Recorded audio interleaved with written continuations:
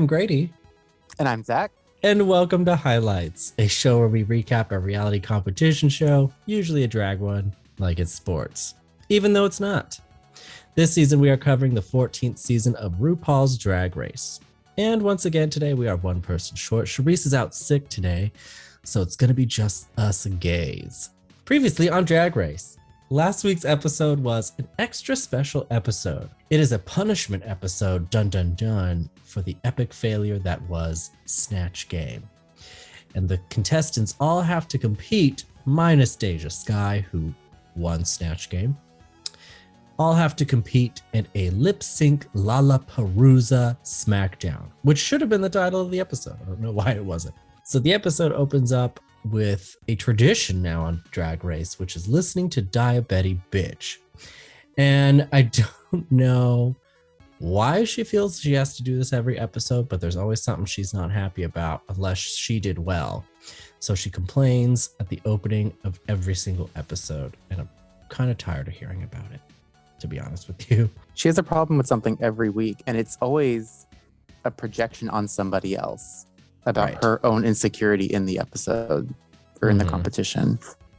Yeah, it's super annoying. Anyway, enough about that. The queens already know what's coming, so we don't do any mini challenges, no walkthroughs, no nothing. Everybody's just waiting to be punished. So we go right to the main stage and we get Ru's look. Ru looks like she is lip syncing this evening. Plot twist, she's not. And I also feel like imagine? I know. I've also feel like I've seen Raven wear this at some point. Maybe I'm now making it up after the bracelets of last week. But now I'm starting to think she just rips clothes off of Raven's body. And started with a bracelet. Yeah. But she looks all right. Ross looks pretty cool in his little number there. Carson's usual Carson, but he looked pretty good. And Michelle, gorgeous as always.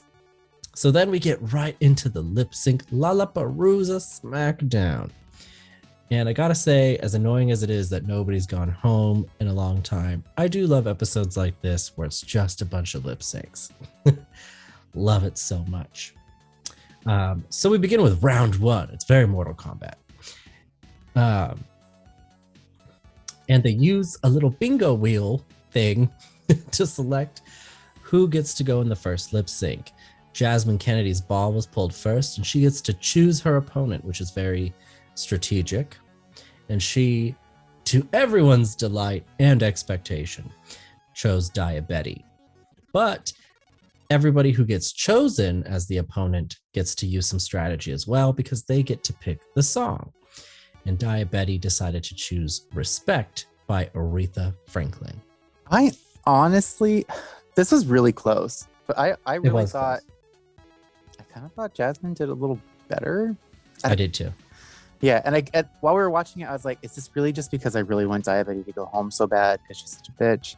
Or did she really do better? And when I rewatched it today, I was like, no. I mean, Daya Betty didn't do terribly. Like, she really did embody the song very well, but I really thought Jasmine Kennedy did better. I did too. I don't know if what hung her up is, and Charisse pointed, I wish she was here. Charisse pointed out when we were watching it that Jasmine Kennedy doesn't always know the words. That's true. And you can tell during this lip sync, like there are some spots she gets a little stuck and she just kind of makes it work. But everybody's hip to those tricks. So, and now the audience really is too at this point. So it's just really obvious.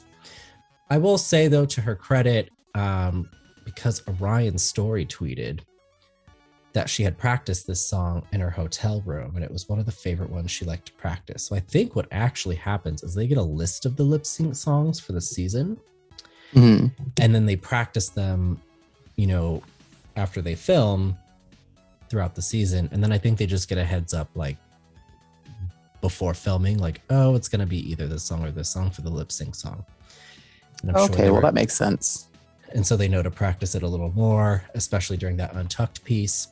And then I'm sure they were told right before this episode that, hey, these are like the handful of songs that we're going to be using for that Smackdown. So really focus on these ones.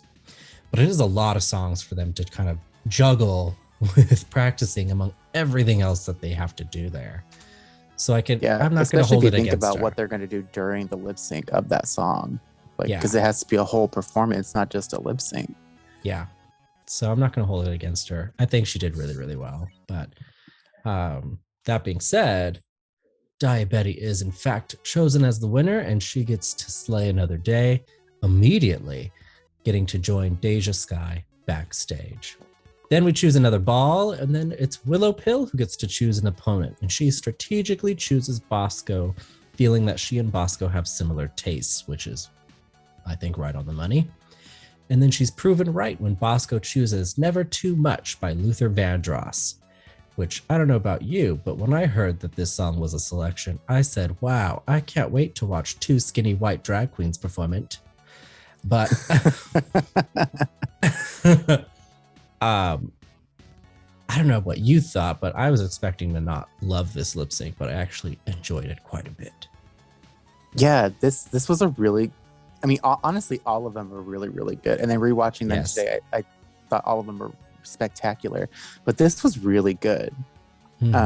Because I kind of feel like Bosco and Willow Pill are in like the same type of vibe or genre. So I feel like they were very evenly matched. But they were. Once again, like Willow has a very smart strategy.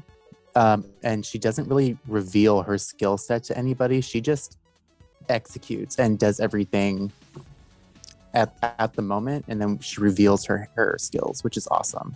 Bosco, I think, struggled to really connect to the song a little bit, which I think is a Jasmine Kennedy problem as well. I think they have certain things they like to do when they perform, and they do that universally.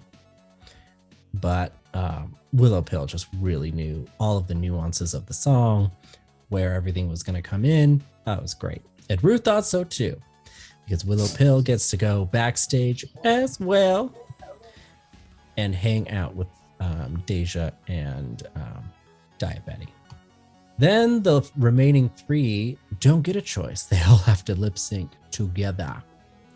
But Georges is allowed to choose the song, which is interesting. And everybody expects her to choose Jennifer Lopez. It's the obvious choice. It's one that she would clearly be good at. But she chooses Radio by Beyonce. And it ended up being probably my favorite lip sync of the night. It was just really good. Really, really awesome. All three of them did really great. And I think Rue even said it looked like a girl group. And I thought the same thing. And I kind of wanted them to become one. Yeah, this was a on fire lip sync. And I love Radio by Beyonce. It's like one of my favorite songs from that album. I was surprised she didn't pick the Jennifer Lopez song, but I'm really glad she picked Radio, because it was also, I think, in the wheelhouse for Angeria. And Lady Camden held her own throughout it too. So like they all were such strong competitors for this lip sync.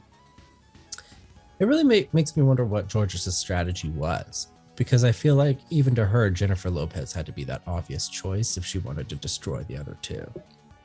I think of everyone going into it, she was probably the most confident in her lip syncing skills. So she was probably like, I could pick any one of these pop songs and still win. Yeah. I feel like she was kind of throwing them a bone by picking this particular song, which I think is kind of cool. And it was great to watch. I like that she chose to wear her cookie cutter earrings for this lip sync. I know. She's like, remember when you liked these? I'm just going to keep wearing them. She should have just worn the entire outfit. Right. But Georges does win the lip sync. I half expected them to just tell all three to just go backstage. It was so good. But then what would they do with 20 minutes of the episode gone? So the other two have to go back to the stage. Oh, it's so sad. But Georges gets to hang out backstage with everybody, and everybody else has to move on to round two. Dun, dun, dun. So first up, we have Lady Camden versus Bosco. And the song they do is Don't Let Go by En Vogue. So I couldn't like think of the song, like just seeing it on the board. But then when I heard it, I was like, oh, okay, it's a song. This lip sync was so good. Like, and I was really nervous for Lady Camden when it started, because you know, because she was nervous. She's like, well, I look like, you know, a pink Sonic the Hedgehog. But she did such an amazing job, like embodying the song. And like Bosco did a really good job too. I think Bosco maybe though started off with like way too much energy and had nowhere to go with it. Yeah. But Lady Camden like kind of like revved up slowly and then like leaned into it as the song progressed and really gave a solid performance. But both of them were really good. It was a good lip sync. Yeah, Bosco, once again, I just felt like didn't connect completely with the song. And I don't know if it's like the desperation that comes with it, where I think if you don't do a lot on the stage, then it feels like you're not doing enough when you're supposed to be fighting to stay. So I feel like people like her and Jasmine just feel like they need to throw everything against the wall when they're up there. Like every time they just throw all their cards out. Yeah. Yeah. And Lady Camden, I think, made a very smart choice. But it was very good. And the way they filmed it as a music video, for some reason, it was just so good. I felt like I was watching a music video. Like the cameraman, like giving us that one shot was perfect. It was a total mood shift. It was amazing. Like, oh. Yeah, I was like, okay, this is suddenly getting real tasteful. They're trying to win a different Emmy category all of a sudden. But then Lady Camden wins the lip sync. She's safe. Bosco has to go to round 3, which is crazy because it's Bosco. So Bosco dipping in some points here. But good for Lady Camden. I think she definitely earned it. And then we had Angeria versus Jasmine Kennedy, which made me very nervous initially for Angeria. Especially when they did Love Don't Cost a Thing by Jennifer Lopez. As, you know, and I kept looking at Angeria backstage, and that giant wig she had on, looking like it would snap her neck at any given moment because she couldn't keep her head up. I was like, what is she going to do? Yeah, which was a choice for a lip sync wig. I was like, what is she going to do? But I felt like she actually held her own with this song. Yeah, she definitely did. And I honestly, as heavy as the wig looked, it definitely gave her a presence on stage versus, like, I mean, everyone except for maybe Lady Camden had kind of smaller wigs. So Angeria's silhouette really stood out. And then this was just a really good song for her, I think. She, like, I can't even really remember what Jasmine Kennedy did, or if what Jasmine Kennedy did was so similar to everything else she already brought. So Angeria really just stood out for this lip sync. Clear winner. Absolutely. And she did. She wins. She gets to go backstage, hang out, all of that good stuff. And that quickly wraps up round 2. And then round 3 is just one final lip sync. And it's Bosco versus Jasmine Kennedy with Swept Away by Diana Ross. And I thought this was pretty good, actually. I did feel like both of them were kind of doing the same thing they did the other 2 rounds. But they were pretty evenly matched in energy and acrobatics, like everything else that they were just kind of throwing at the wall. Definitely a good way to at least close out the show. What did you think? I was really nervous for Bosco at the beginning because Jasmine started out really, really strong. But it's like the minute Bosco said, I'm going to start using all my stripper moves, I feel like that's when she really turned up the heat and the energy for the performance. And then she was all I saw for the rest of the lip sync. Like Jasmine just completely disappeared because it was so different and so much better. Yeah. And I know I was more nervous, I think, for Jasmine just because she really had been doing exactly the same performance thus far. So I was like, if she does it again, there's no way, because it's what's got her all the way to the 3rd round. Right. But she does say something like, well, obviously that's what got me here. So what if I tone it down? And I was like, that's very smart. Yeah, she decides to be a little more campy. She does like the sweeping motion and all that. Yeah. And I wish she had done that, the lip sync prior, because then she might have not ended up in the bottom. Yeah, I agree. So it was actually very evenly matched for the most part. So it was a good show. But then Bosco wins. Asuka wins, gets to be safe, gets to return to the competition. She looks very shook though, because she's come very close to going home. And I think we're going to see her kind of unpack that a little bit next episode, and what that means for her. It didn't hurt her that bad, but I don't know that it feels that way to her right now. Right. She seemed really shook in her confessionals. Oh, for sure. And unfortunately, that means that Jasmine Kennedy has come in last place in this Smackdown and thus gets eliminated. Forced to sashay away. Do you agree?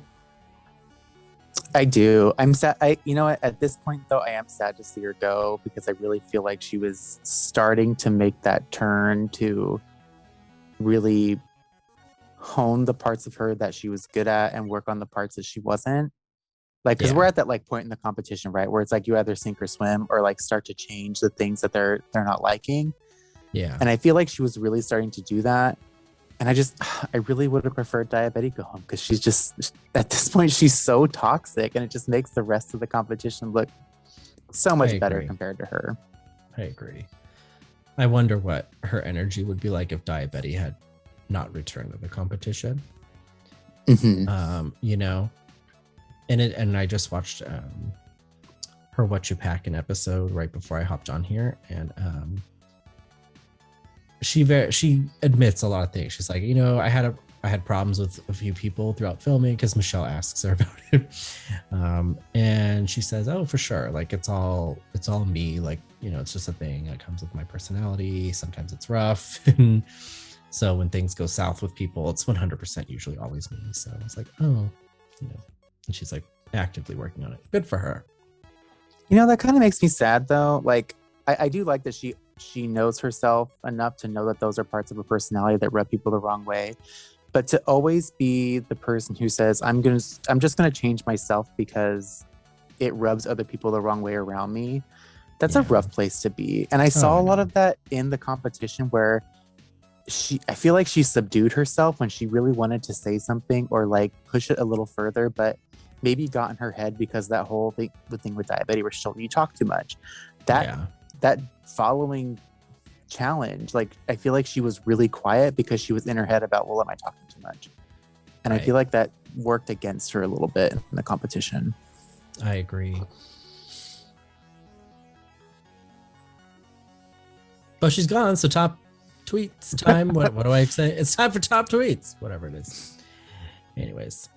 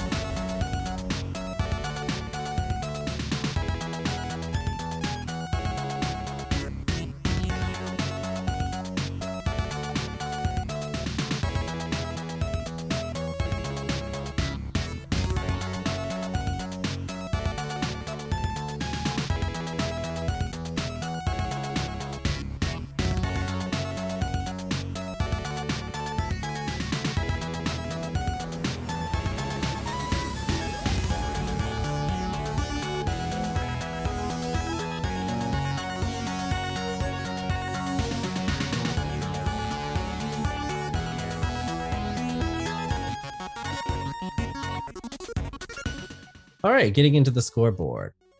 So as always, these are the competitors we started with. And here's now who we have left. Starting to clear out. Slowly, but we're getting there. Jasmine Kennedy now sashaying away, coming in 8th place overall in the competition. Up for elimination. Boy, has this changed. Georges has now been up for elimination 3 times. Daya Betty 2 times, including the one where she was actually eliminated. Everybody else now in the entire cast that's left, all been up for elimination 1 time as punishment for Snatch Game. Boom. Punishment. Challenge wins and rankings. So the lip sync Smackdown changed things a little bit, but nothing too drastic actually in the long run. Angeria still holding strong in that first spot. Willow Pill now has overtaken Bosco again for the second place spot, as she was safe in round 1 for the lip sync Smackdown. Bosco placed pretty low this episode, so she sunk down a little bit to 3rd place. Deja Sky, remaining safe, not having to be up for elimination at all, put her in 4th place, and Camden dropped down to 5th place. Georges and Daya, though, staying exactly where they were, in 6th place and 7th place, respectively, meaning Daya technically is the one who is in grave danger for the next challenge if she doesn't shape things up. As she should be. And these are all the dead ones. Dead ones. Sorry, that's Dragula. I'm so sorry, wrong show. They're fine. They're in their hotel rooms. How much daytime TV are they going to make them watch in that hotel room until they bring them back for the reunion? So this week's episode is the Rusical episode, another Drag Race staple and highly respected tradition. I hate these episodes because I freaking hate musicals so much. And then to do a musical, but do it worse than a musical on purpose, these are always a struggle for me to get through. Especially this one. God, okay. I just watched this one. That's great. Like last week. That's good. And this will be good for you. But it is, in fact, Moulin Rouge, the Rusical. It's a lot of Rue in this title.